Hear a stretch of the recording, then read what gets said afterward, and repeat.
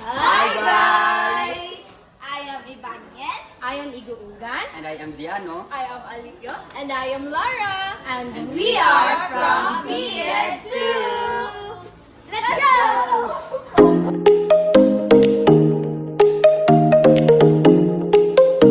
So, maayong hapon, Dira SK Sherman. So, among pangutana is what more responsibility should a government officials and contractors uphold when handling public funds intended for safety and welfare of the citizen? What moral Responsibility. responsibility? Actually, the system that the Philippines has right now is very much rotten, which means the system of the Philippines is bulok in Tagalog or in layman's term.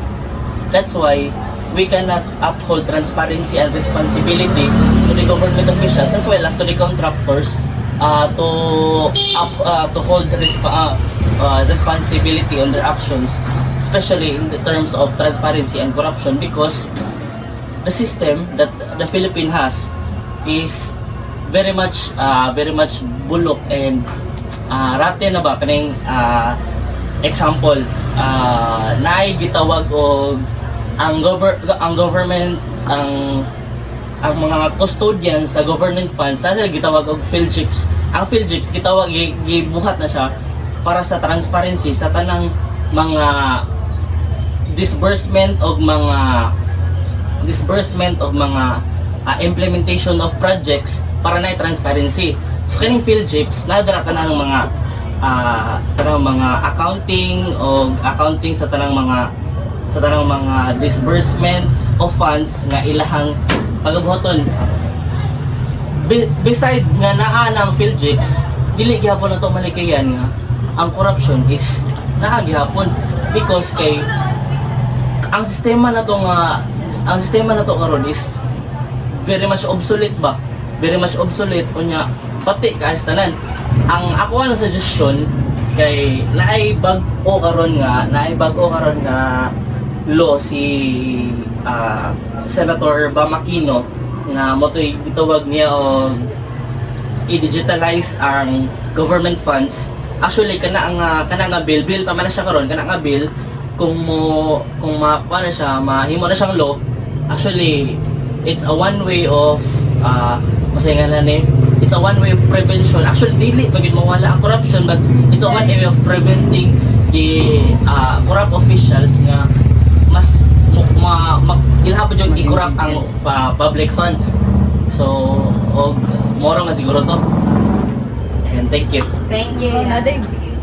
Thank you, yeah. Thank you. So, ako, kanang ma-justify pa daw nga siya pagpangalan nga parang sa siste ka sa school sa kuwan. Like, parehas. Katong kada 30, naa siya kanang sutukin.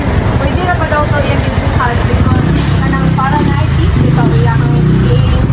Okay. Para sa kuha, siguro kung primero pa niya gibuhat ang any chance. Pero if ever kung usap, isarap na niya ka. So, pwede ra sa mga tera.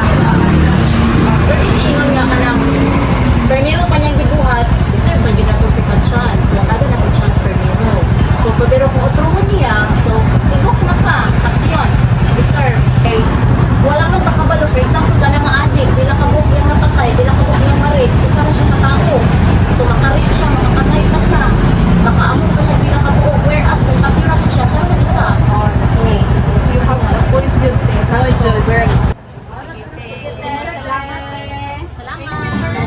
So, good afternoon, te. So, gikan mi sa BED Tote, and nalang may question about war on drugs. So, can taking another person's life ever be morally justified in the name of peace, order, and national security? Kung saan imuhang ko na dito? Yes. Nalaman ko, why? Why? Why? Dagkahan kung addicted sa awareness dahil ang atong mga kabataan ay international. Kaya ang number one na mga kuha na yung mga drugs, kanang mga ang mga kaya ninyo, mga estudyante. Kalma lang ba mo na maglakaw-lakaw aning dalan na paminaw ninyo di na safe. Diba? Dapat yun. Yes, yun. Dagang salamat eh. Yay! So, interview lang about sa death of Eman Atienza. So, ang question is, what should be our moral responsibility as citizens and social media users with judging or sharing viral incidents online that involve people in unknown investigations? So as living in the with a highly influential technology, no. So we are the Gen Z, and we must always be responsible. At first, we must always be responsible for our words that we are using online. We must always be responsible for ourselves because in order to respect others, respect must always start within ourselves.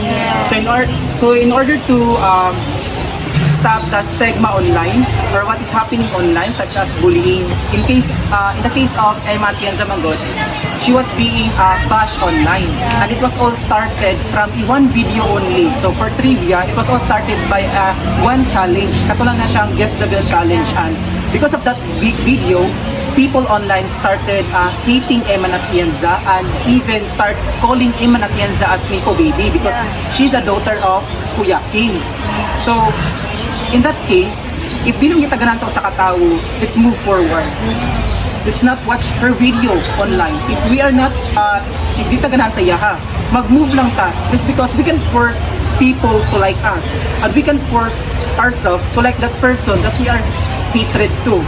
So, in that case, if responsible ta sa itong kagalingon, mas tatatang stigma online, and then in that case, sa kang Emma Atienza, ma-prevent nato ang mga online bullying and bashing.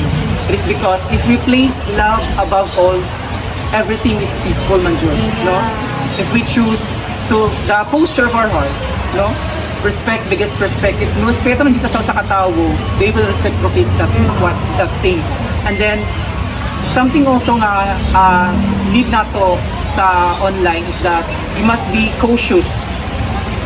Nga dapat dili ta magpa diretso or kanang bitong gitawag nila nga impulsive.